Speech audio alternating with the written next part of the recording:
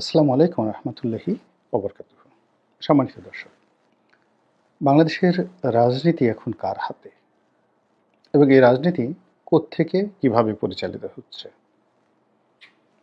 এটি কি ডক্টর মোহাম্মদ ইউনূসের যে সরকারি বাসভবন যমুনা, সেখান থেকে নিয়ন্ত্রণ করা হচ্ছে, নাকি বাংলাদেশের যে বঙ্গভবন রয়েছে রাষ্ট্রপতি জনাব শাহাবুদ্দিন চুপ্পু তার দপ্তর থেকে, নাকি সেনাপ্রধান জেনারেল ওয়াকারুজ্জামান তিনি আমলাতন্ত্রে যারা হর্তাকর্তা ব্যক্তি রয়েছেন এই মুহূর্তে সিভিল সার্ভিসে, জুডিশিয়ারিতে এবং অন্যান্য সার্ভিসে, তাদেরকে নিয়ে এই সরকারের পেছনে থেকে ছায়া সরকার হিসেবে সরকারের সব কিছু তিনি নিয়ন্ত্রণ করছেন।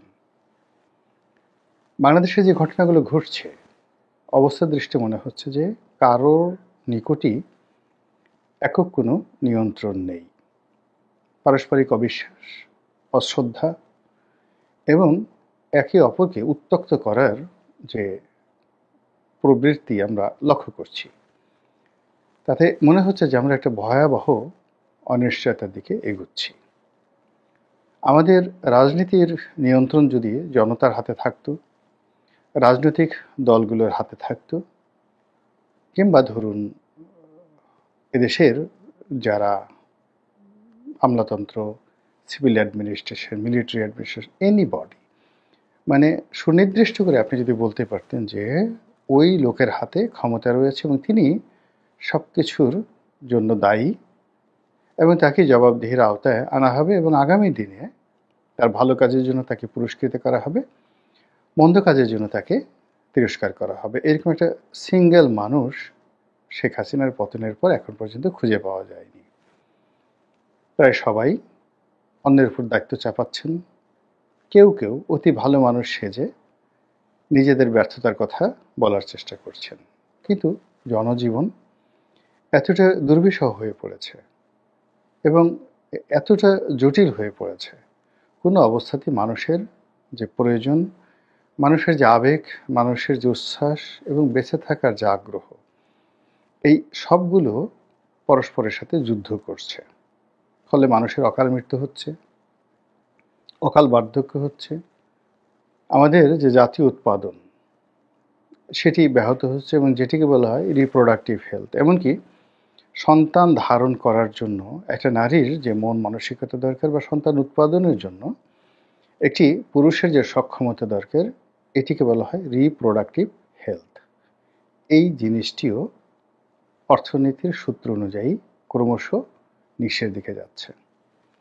ফলে আপনি গত 6 মাসে যদি গর্ভধারণের ইতিহাস দেখেন, সন্তান প্রসবের ইতিহাস দেখেন এবং নবজাতক যারা রয়েছেন তাদেরকে মূল্যায়ন করেন, আপনি দেখবেন যে আমাদের এই সমাজের যে ক্ষতচিহ্ন সব কিছুই প্রতিটি নরনারীর জীবনে, নবজাতকের জীবনে একেবারে রীতিমতো দগদগে ঘা হয়ে বিরাজ করছে। এই যে সুনির্দিষ্টভাবে একটি রাজনীতি কারো হাতে না থাকা এবং কোনো পক্ষেরই অ্যাবসলিউটলি দায়িত্ব নিয়ে কথা না বলা, দায়িত্ব এড়িয়ে যাওয়ার প্রবণতা এবং সবার মধ্যে সেই ডক্টর মোহাম্মদ ইউনূস থেকে শুরু করে ছাত্র জনতা, আওয়ামী লীগ, বিএনপি, জামাত সকলের মধ্যে অনিশ্চয়তা, তারপর অবিচার, অনাস্থা এবং রাতের অন্ধকার, এই ভয়গুলো এতটা প্রবল হয়ে পড়েছে কেউ কাউকে বিশ্বাস করতে পারছে না। সবার মধ্যেই একটা কৃত্রিমতা দেখা দিয়েছে। আর যখন এরকম একটা পরিস্থিতি তৈরি হয়, তখন সঙ্গত কারণে প্রথম যে সুযোগটি যারা নেয় তারা হলো বিদেশি শক্তি। এখন এই বাংলায় বিদেশি শক্তিগুলো অতীতের যে কোনো সময়ের চাইতে সবচেয়ে বেশি কার্যকর, সবচেয়ে বেশি বিপজ্জনক, সবচেয়ে বেশি তৎপর এবং এই বিদেশি শক্তির তৎপরতার কারণে আমরা অতীতের যে কোনো সময় সেই দুর্বল, অসহায় এবং একই সঙ্গে পরনির্ভরশীল, পরজীবীতে পরিণত হতে যাচ্ছি। দ্বিতীয় যে বিষয়টি, সেটি হলো রাজনীতির যে ধ্যান ধারণা, তথ্য এবং উপাত্ত এবং আইডিওলজি যেটিকে বলা হয়, এটি সবসময় দেশের বাইরে থেকে আসে। যেমন ইমাম খমেনি, আয়াতুল্লাহ খামেনি, তিনি যখন প্যারিসে ছিলেন এবং সেখান থেকে যখন প্যারিসের রাজধানী মানে ফ্রান্সের রাজধানী প্যারিসে বসে তিনি যখন তেহরান নিয়ন্ত্রণ করতেন, তখন তেহরানের যে দুর্গতি আজকের মতোই ছিল। কিংবা মুসলিম ব্রাদারহুড যখন নিষিদ্ধ ছিল এবং যে সময়টিতে দেশের বাইরে থেকে তারা সব কিছু নিয়ন্ত্রণ করত হোসনি মোবারকের শেষ জামানাতে, তখন মিশরে যে দুর্ভোগ এবং দুর্দশা ছিল এটা আমাদের মতোই ছিল। পাকিস্তানেও একই অবস্থা। পাকিস্তানের রাজনীতিতে এটা সুদীর্ঘ সময় ধরে নওয়াজ শরীফ তিনি কখনো দুবাইতে অথবা কখনো সৌদি আরব থেকে দেশের রাজনীতি নিয়ন্ত্রণ করেছেন। আবার একই কাজ করেছেন বেনজির ভুট্টো, তিনিও দুবাইতে বসে পাকিস্তানের রাজনীতি নিয়ন্ত্রণ করেছেন এবং পরবর্তীতে ক্ষমতায় এসেছেন এবং কেউ ক্ষমতায় দীর্ঘস্থায়ী হতে পারেননি। এবং তারা যখন নিয়ন্ত্রণ করেছেন তখন যেমন পাকিস্তানের অবস্থা খুব খারাপ ছিল, আবার নিয়ন্ত্রণ যখন তাদের হাতে চলে এসেছে, অর্থাৎ তারা দূর দেশ থেকে এসে যখন ক্ষমতা পেয়েছেন তখন তারা সেটা চালাতে পারেননি। ফলে অতীতে তাদের যে বিপত্তি ছিল, যেমন বেনজির ভুট্টোর প্রথমবারের ক্ষমতা চ্যুতি তার দ্বিতীয়বারের ক্ষমতাচ্যুতির চাইতে আরও ভয়াবহ। মানে দ্বিতীয়বারের ক্ষমতাচ্যুতি প্রথমবারের ক্ষমতাচ্যুতির চাইতে আরও ভয়াবহ। আর পরবর্তী একেবারে তার শেষ দিকে তাকে তো জীবন দিয়ে তার দেনা পরিশোধ করতে হলো। তো এই যে পরিবেশ পরিস্থিতি, রাজনীতির যে উদাহরণ, এগুলো বাংলাদেশের জন্য এখন অপরিহার্য হয়ে পড়েছে বলেই এই কথাগুলো বলছি। আমাদের দেশের রাজনীতি এখন এই মুহূর্তে রিমোট কন্ট্রোলে চলছে দুইভাবে। অর্থাৎ বিদেশি যারা শক্তি তারা লন্ডনে বসে, ওয়াশিংটনে বসে কিংবা দিল্লিতে বসে রিমোট টিপ দিচ্ছেন। তাদের যে সকল এজেন্ট রয়েছে, অফিস রয়েছে, দালাল রয়েছে, ফুরিয়ে রয়েছে, তারা সেই রিমোটের সেই যে কোড নাম্বার সেই অনুযায়ী বা এখানে লাফালাফি করছে, বকা দিচ্ছে, কর্মকাণ্ড করছে এবং একটার পর একটা অনার সৃষ্টি তারা তৈরি করে চলেছে। দ্বিতীয় যে বিষয়টি সেটি হলো আমাদের যে রাজনৈতিক শক্তিগুলো রয়েছে এটিও এখন রিমোটে পরিচালিত হচ্ছে। যদি আমরা আওয়ামী লীগের কথা বলি, এটি 100% এখন রিমোট নিয়ন্ত্রিত একটি রাজনৈতিক দল। শেখ হাসিনার পক্ষ থেকে বা তার ঘনিষ্ঠজন যারা রয়েছেন তাদের পক্ষ থেকে প্রতি মুহূর্তে রিমোটে ফ্রিকোয়েন্সি ছেড়ে দিয়ে বাংলাদেশটাকে পুরো যাকে বলা হয় বিদ্যুতায়িত বা ইলেকট্রিফাইড করা যে চেষ্টা শেখ হাসিনা করে যাচ্ছেন, তার ফলে এমন কোনো দিন নেই যে আওয়ামী লীগকে নিয়ে বাংলাদেশে খবর না হচ্ছে। এই খবর দূরে বসে তাদের কাছে কেমন লাগছে, কিন্তু এই খবরে যারা শিরোনাম হচ্ছেন বাংলাদেশে বসে, তাদের এক একজনের জীবন রীতিমতো জাহান্নামে পরিণত হয়ে যাচ্ছে। দ্বিতীয় যাদের কথা বলবো সেটা হলো বিএনপি। এখন বিএনপির চেয়ারপারসন বেগম খালেদা জিয়া এবং জনাব তারেক রহমান দুজনই লন্ডনে রয়েছেন এবং বেগম খালেদা জিয়া 18 সালের পর থেকে দীর্ঘদিন তিনি কারাভোগ করেছেন। তো তখন মূলত কার্যত তিনি অসুস্থ ছিলেন এবং এখন অসুস্থতা এবং বার্ধক্য দুটোই তাকে বলতে গেলে একটি মনুমেন্টে পরিণত করেছে, একটি ইনস্ট্রুমেন্টে পরিণত করেছে, একটি আবেগে পরিণত করেছে। অর্থাৎ তিনি ঐক্যের একটা প্রতীক, সম্মানের একটা প্রতীক, মর্যাদার একটি প্রতীক। কিন্তু এর বাইরে ইফেক্টিভ ওয়েতে লিডারশিপ যেভাবে তিনি 80-র দশকে 90-র দশকে পরিচালনা করেছেন ওটি এখন আসলে কোনো অবস্থাতেই সম্ভব নয়। ফলে 2018 থেকে দলের নেতৃত্ব মূলত তারেক রহমান সাহেবের হাতে এবং তিনি সেই কাজটি করে যাচ্ছেন রিমোটের মাধ্যমে দূর থেকে। তার দলের যারা লোকজন রয়েছেন তাদের আনন্দের সীমা নেই, খুশির সীমা নেই। তারা এখন কেউ বলার চেষ্টা করছে যে তাদের নেতা এতটা পুত পবিত্র, মানে সেই পুত পবিত্রর নাম অজু ছাড়া নেওয়া যাবে না।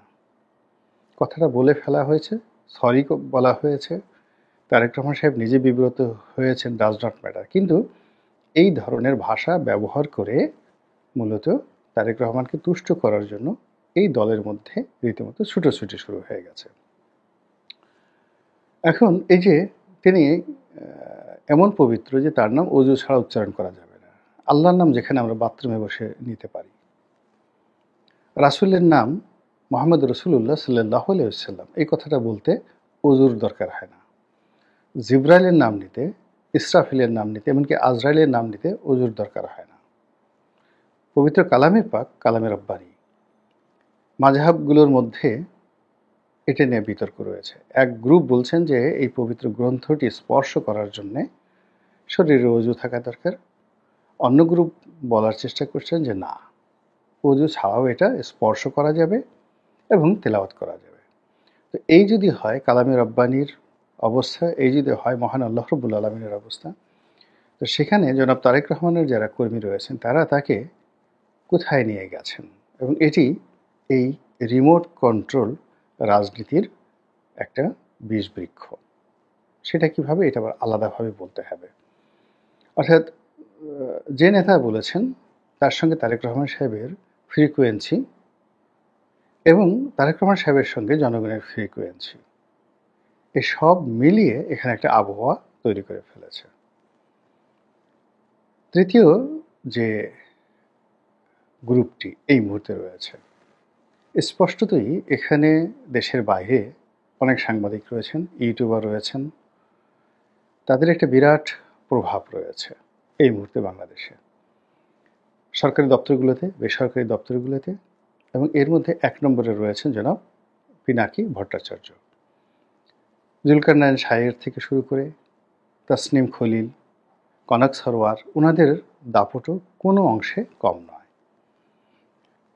এর বাইরে বিদেশি যারা গণমাধ্যম রয়েছেন, আল জাজিরা রয়েছেন, সিএনএন রয়েছে, নিউ ইয়র্ক টাইমস রয়েছে, তাদেরও একটা ব্যাপক ভূমিকা এই মুহূর্তে বাংলাদেশে কাজ করছে, এবং পুরোটাই পরিচালিত হচ্ছে রাষ্ট্রশক্তির প্যারালাল, রাজনৈতিক শক্তির প্যারালাল বা সামন্তরাল, এবং ক্ষেত্র বিশেষে বাস্তবতার বিরুদ্ধে। এই যে শক্তিগুলো, আপনি এটা আমাদের সমাজকে কিভাবে ক্যান্সার আক্রান্ত করে ফেলছে।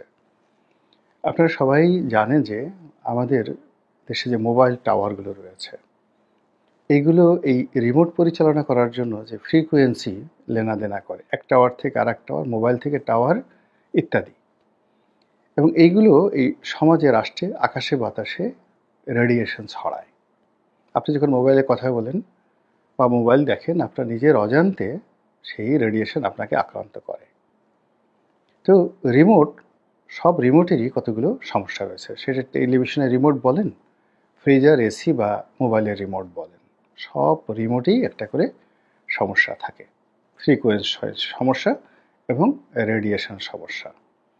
তদ্রূপ রাজনীতি যখন রিমোটে পরিচালিত হয়, তখন সেখানেও রাজনীতির রেডিয়েশন আছে, রাজনীতির ক্যান্সার আছে, সেখানে ফ্রিকোয়েন্সি আছে, ইত্যাদি আরও অনেক কিছু। কাজেই আমাদের এই যে রাজনীতির যে এখন নব্য জটিলতা, সেই জটিলতায় আগামী দিনে আমাদেরকে কোন জায়গাতে নিয়ে যায় সেটাই এখন দেখার বিষয়। মহান আল্লাহ রাব্বুল আলামিন আমাদের সবাইকে হেদায়েত দান করুন এবং হেফাজত করুন। আসসালামু আলাইকুম ওয়া রাহমাতুল্লাহি ওয়া বারাকাতুহু।